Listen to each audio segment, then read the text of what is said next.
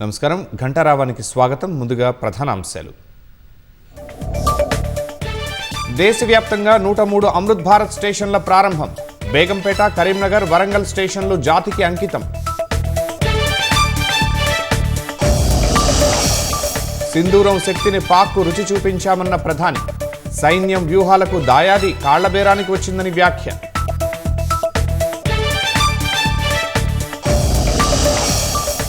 జ్యోతి మల్హోత్రాకు 4 రోజుల పాటు police custody విధించిన కోర్టు. పూరికి చెందిన యూట్యూబర్ ప్రియాంకతో సంబంధాలపై దర్యాప్తు. కాళేశ్వరం విషయంలో నిజం నిలకడగా తేలుతుందన్న కేటీఆర్. మేడిగడ్డ పగుళ్లకు కాంగ్రెస్సే కారణం కావచ్చని అనుమానం. ఫోన్ ట్యాపింగ్ కేసులో ప్రభాకర్ రావుకు ప్రొక్లైన్ నోటీసులు. జూన్ 28 లోపు హాజరు కావాలంటూ నాంపల్లి కోర్టు ఆదేశం.